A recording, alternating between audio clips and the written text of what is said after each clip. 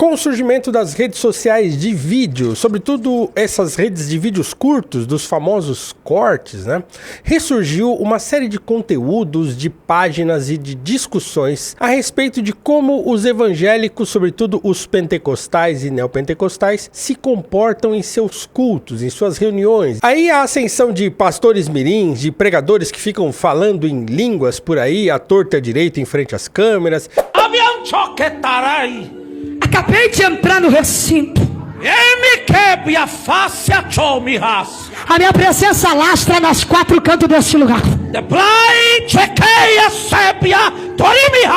Entreguei um manto diferente para todos os meus vasos. E todo tipo de coisas esquisitas surgiram e voltaram à discussão. E também surgiu uma série de questionamentos, inclusive sobre o modo como os evangélicos se apropriaram do texto da Bíblia e fazem interpretações de qualquer jeito. E aí o surgimento dessas zilhares de igrejas por aí, que cada uma interpretando a Bíblia como quer, as pessoas interpretando a Bíblia como querem e trazendo uma série de confusões para a compreensão do evangelho. Mas será que era isso mesmo que preconizava a Reforma Protestante e, sobretudo, Martinho Lutero?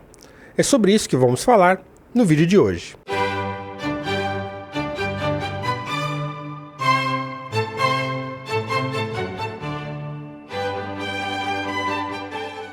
O acesso ao texto bíblico nas línguas nativas, né, nas línguas de cada pessoa e de cada país, é uma coisa que foi fomentada na Reforma, ou durante a Reforma Protestante, sobretudo por Martinho Lutero. Ele não é o primeiro tradutor da Bíblia, mas ele é aquele que traduziu a Bíblia inteira para uma língua comum. Inclusive, ele estabelece o idioma alemão através da sua tradução da Bíblia para o chamado alemão comum, ou Hochdeutsch, né, se eu não estiver errando aqui na pronúncia. Então, existiam muitos principados e muitas províncias, né, naquela região que se torna a Alemanha unificada, e cada região tinha o seu dialeto, tinha o seu modo de falar e tal. Então, o Lutero, quando ele traduz a Bíblia para aquele alemão unificado, ele unifica a língua alemã. Então, do ponto de vista da educação, o Lutero também tem essa importância de ter unificado o idioma alemão. Só que essa tradução da Bíblia do Lutero, que até aquele momento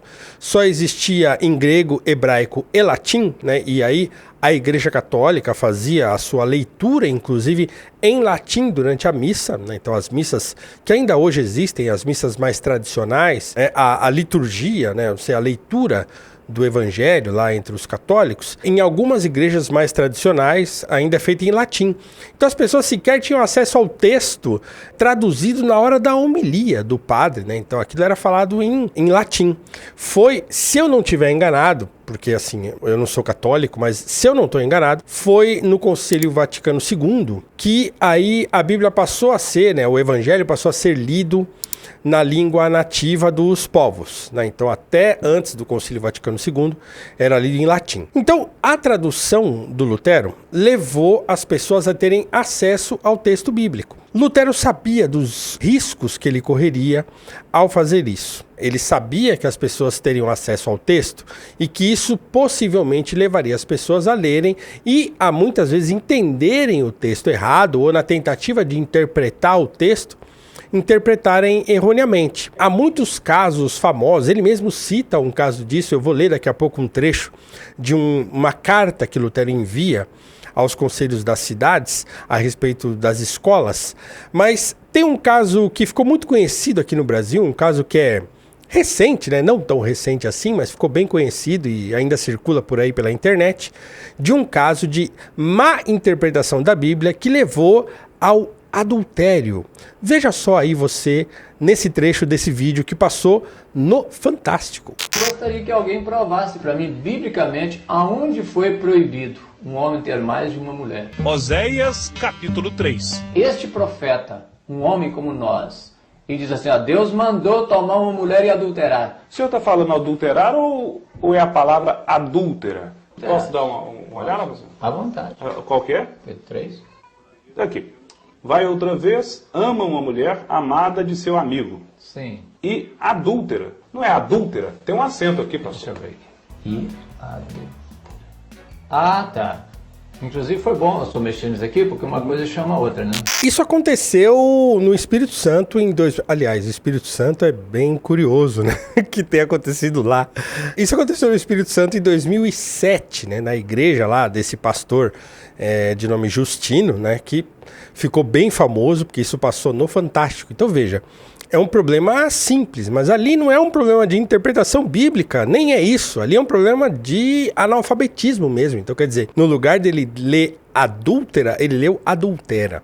Mas enfim, a livre interpretação da Bíblia, como muitos dizem que Lutero defendia, é o que levou, obviamente, as pessoas, em tendo acesso ao texto bíblico, poderem ler e interpretarem a seu modo. Só que é preciso dizer uma coisa importante aqui. Lutero não defendia a livre interpretação bíblica. No começo da Reforma, ele até defendia que as pessoas, inclusive, poderiam parar um pregador ali no meio do sermão e questioná-lo e tal. Depois de uns anos, ele revê isso aí e diz, olha, não, isso não pode ser feito assim, porque acho que deve ter dado alguma bagunça lá.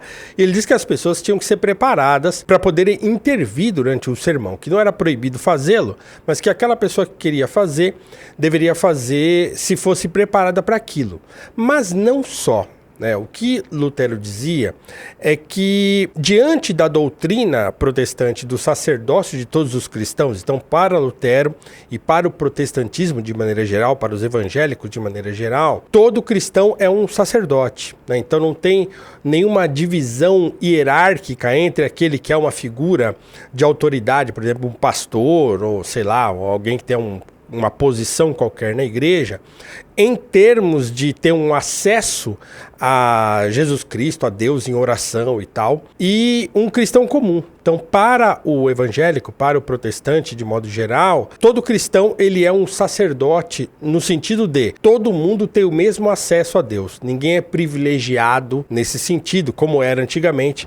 A figura do padre era uma figura mediadora, digamos assim, da pessoa com certos aspectos do sagrado, tá? Então, na Reforma isso é questionado por Lutero e isso muda. Então, para ele, todo cristão é um sacerdote, né? Existe o sacerdócio universal, então o texto bíblico pertence ao povo. Pertence à igreja, a igreja aqui com I maiúsculo e de maneira generalizada. Todas as pessoas têm de ter acesso ao texto.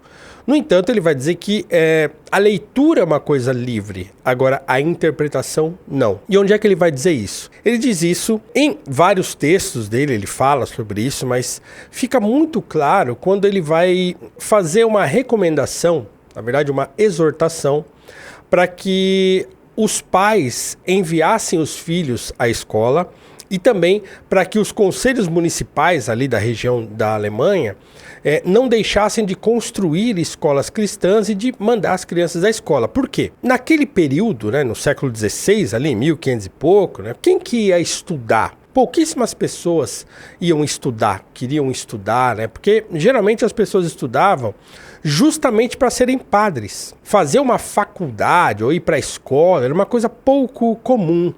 Então as pessoas iam trabalhar, o jovem, a criança, muitas vezes ia ajudar os pais, ia trabalhar, então não tinha muito essa coisa de estudar.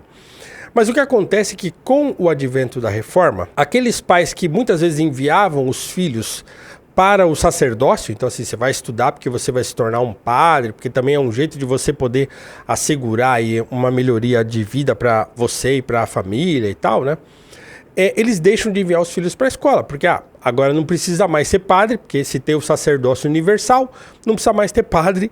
E aí diminui o número de ingressos, né, nas escolas, né, de matrículas nas escolas. Então ele escreve uma carta maravilhosa aos conselhos das cidades, que inclusive está traduzida para o português, uma edição maravilhosa que saiu aqui de obras escolhidas do Martinho Lutero pela editora Sinodal, que é uma editora lá de São Leopoldo, no Rio Grande do Sul, né? Então a editora é dos luteranos, então publicaram vários volumes dessa obra escolhida do Lutero.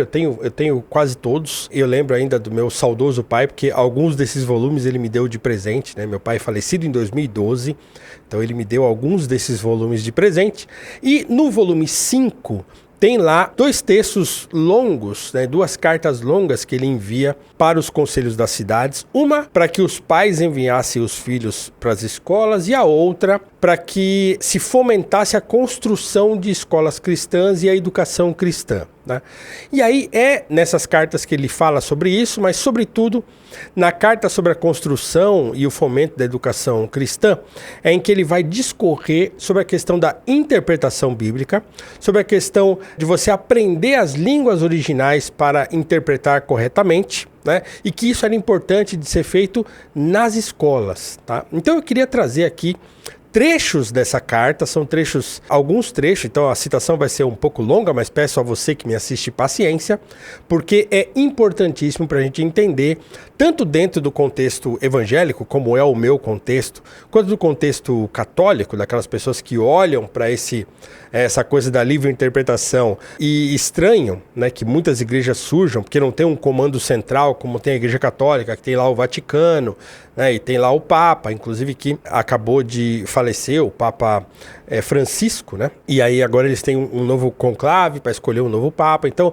esse comando central do Vaticano na Igreja Católica é que não deixa que as coisas fiquem tão abertas, assim, soltas como acontece nas igrejas evangélicas, né? Que vão surgindo várias igrejas, uma igreja em cada esquina, porque, sei lá, o sujeito brigou, o diácono briga com o pastor, e aí ele sai da igreja e abre uma portinha ele próprio, né? Acontece essas coisas todas no meio evangélico. Isso é muito questionado. E é claro que é questionado e deve ser questionado, porque não se deve ficar abrindo igrejas assim à torta e à direito. E o próprio Lutero vai dar conta dessas coisas nesse texto que eu quero ler agora uns trechos aqui para você que está assistindo. Então, abre aspas para a carta de Lutero aos conselhos de todas as cidades para que se criem escolas cristãs e se fomente a educação cristã. Sim, objetas novamente.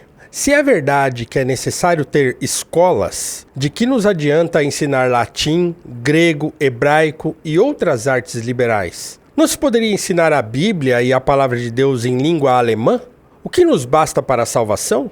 Resposta: sim. Infelizmente, sei muito bem que sempre seremos chamados e haveremos de ser bestas e bichos loucos, pois é assim que nos chamam os países vizinhos, como certamente o merecemos. Apenas me admira porque não dizemos também que nos interessa a seda, o vinho, especiarias e esse tipo de produtos estrangeiros, quando nós mesmos temos na Alemanha vinho, trigo, lã, linho, madeira e pedras em abundância para nosso consumo. E não somente isso, mas temos inclusive seleção e escolha para honrarias e joias. As ciências e as línguas que não nos prejudicam, mas que pelo contrário nos servem de ornamento, proveito, honra e promoção, tanto para o entendimento da Sagrada Escritura, como também para dirigir o governo secular, a estas queremos desprezar. Os produtos estrangeiros, porém, que não nos são necessários nem úteis,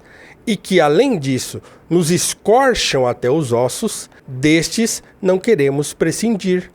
Não é com razão que tais pessoas sejam chamadas de tolos e bestas? Fecha aspas. Então, nesse primeiro trecho aqui, ele está meio que discutindo com um possível objetor, né? Uma pessoa que talvez questione a necessidade de se aprender grego, hebraico, latim nas escolas alemãs. Fala, por que a gente não aprende só a Bíblia em alemão mesmo e está tudo bem? E aí ele vai dizer, não. Porque a gente não rejeita outras coisas estrangeiras, porque nós rejeitaríamos as línguas estrangeiras que nos servem tanto para a interpretação da Escritura, quanto para conduzir o governo secular. Então, Lutero coloca aqui a educação e o conhecimento de línguas estrangeiras como uma coisa importantíssima, e o grego e o hebraico e o latim também, fundamentais para a interpretação bíblica. E ele segue. Abre aspas. E que seja dito o seguinte: não conseguiremos preservar o evangelho corretamente sem as línguas. As línguas são a bainha da espada do espírito. São o cofre no qual se guarda essa preciosidade. Elas são o vaso que contém essa bebida. São a despensa em que está guardado esse alimento. E como mostra o próprio evangelho, são os balaios nos quais se guardam esses pães e essas sobras. Sim, se o desprezarmos, Deus nos guarde disso, a ponto de esquecermos as línguas, não perderemos apenas o Evangelho, mas chegaremos ao ponto de não mais falarmos ou escrevermos direito nem o latim nem o alemão. Como prova e advertência disso, tomemos, por exemplo, lamentável e assustador as universidades e conventos, nos quais não só se desaprende o Evangelho, mas também se corrompe a língua latina e alemã. Aí então, as miseráveis pessoas quase viraram bichos. Não sabem falar ou escrever corretamente, nem alemão, nem latim, e quase perderam, inclusive, a razão natural. Fecha aspas. Então aqui ele já evidencia um problema de que, olha, não saber mais as outras línguas, ou seja, ele está colocando aqui o conhecimento de outras línguas como importante para o desenvolvimento racional, da razão. Não é só uma coisa de, vou aprender uma outra língua por mero ornamento. Não. Não é só isso.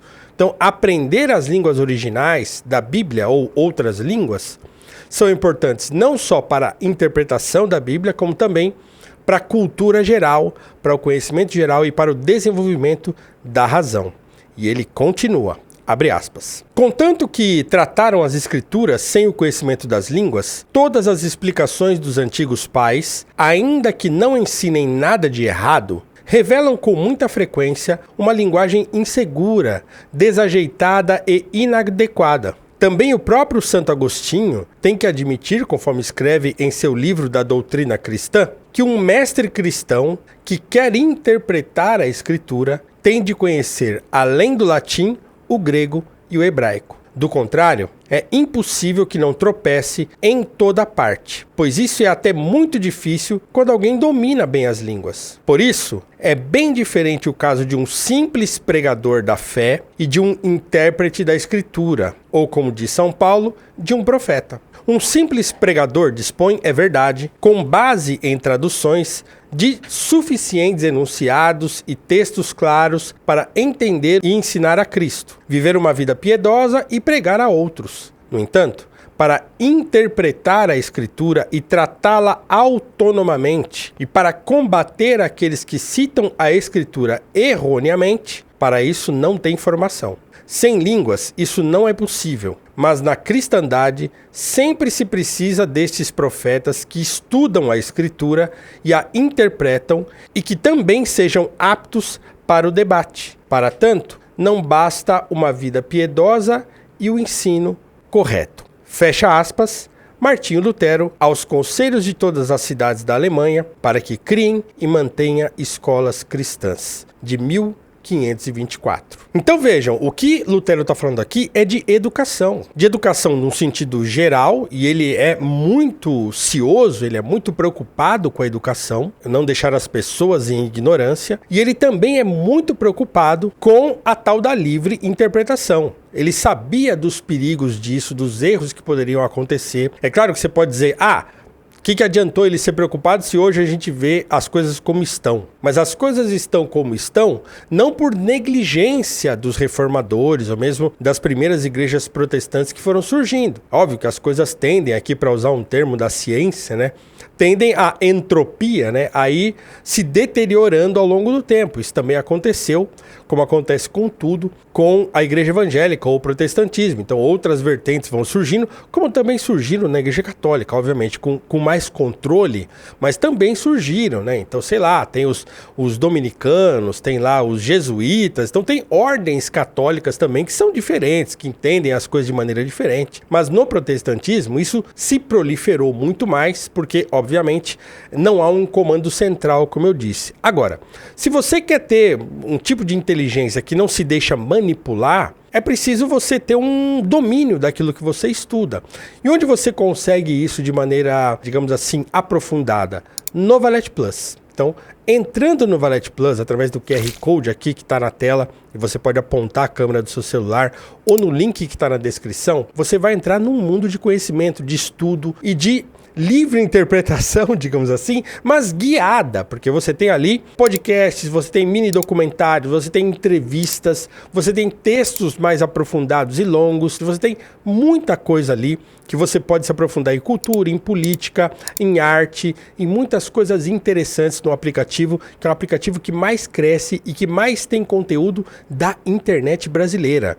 E você entrando no Valete Plus, você ganha aqui uma revista Valete. Então tá aqui uma revista Valete.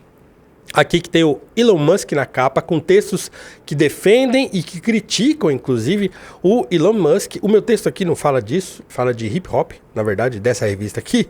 Mas, enfim, você vai ganhar uma revista Valete, uma revista que é cara, um preço de banca dela, assim, claro, pro padrão brasileiro, ela custa R$70. Você vai ganhar gratuitamente uma revista Valete ao entrar no Valete Plus, tá? Então vem que eu tô te esperando. Então, quando a gente vê por aí pastores mirins e pregadores picaretas e todas essas coisas que a internet vem espalhando por aí, e páginas e perfis que ficam postando vídeos de bizarrices em cultos evangélicos e tal, isso tudo é o espírito do tempo. Isso tudo não é exatamente o resultado da livre interpretação, porque muitas dessas pessoas nem ligam muito para o texto bíblico. Elas saem fazendo coisas assim da cabeça delas, ou mesmo para um bom crente, é bom que se diga também que coisas mesmo que o diabo vai fomentando. Então assim, não é só porque a pessoa tem acesso ao texto e pessoas ignorantes têm acesso ao texto, que elas têm capacidade de abrir uma igreja e sair falando. As pessoas muitas vezes tomam os seus delírios como revelações, por exemplo. Então a pessoa, Deus me revelou, Deus me falou. Então elas prescindem muitas vezes do texto bíblico mesmo. Então é óbvio que há um perigo em você ter acesso ao texto e tentar ficar interpretando ali passagens que são mesmo complexas, que tem que se entender o contexto histórico, o contexto teológico, né? O que aquilo está sendo dito na língua original. Então muitas vezes a tradução não dá conta da complexidade de alguns textos e contextos que estão inseridos na Bíblia. Então é óbvio que para você fazer uma interpretação profunda de um texto bíblico, você tem que saber as línguas originais. Se não dominá-las por inteiro, você tem que saber alguma coisa delas, né? Então, por exemplo, eu conheço o alfabeto grego e eu sei ler uma palavra em grego, eu tenho lá em casa a Bíblia grega, tenho Bíblia em hebraico. Então, no passado eu estudei bastante essas coisas, não tenho domínio dessas línguas, mas eu entendo a importância delas. Então, todo mundo que quer estudar teologia seriamente,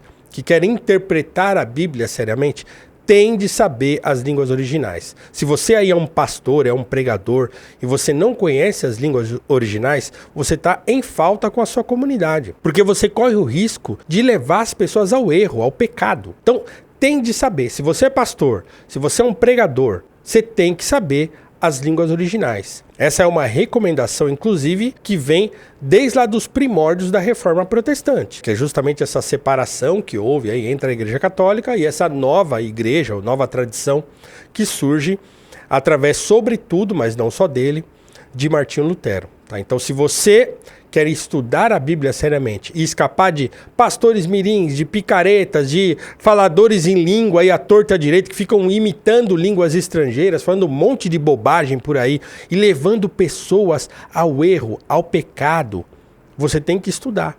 Tem que estudar seriamente a Escritura e não se deixar levar pelas bobajadas que você vê na internet. Então deixa aqui seu comentário se você gostou, se você não gostou, deixa seu like, comente aí, espalhe esse vídeo, compartilhe para que esse canal, como eu digo sempre, cresça e apareça. E um abraço e até mais.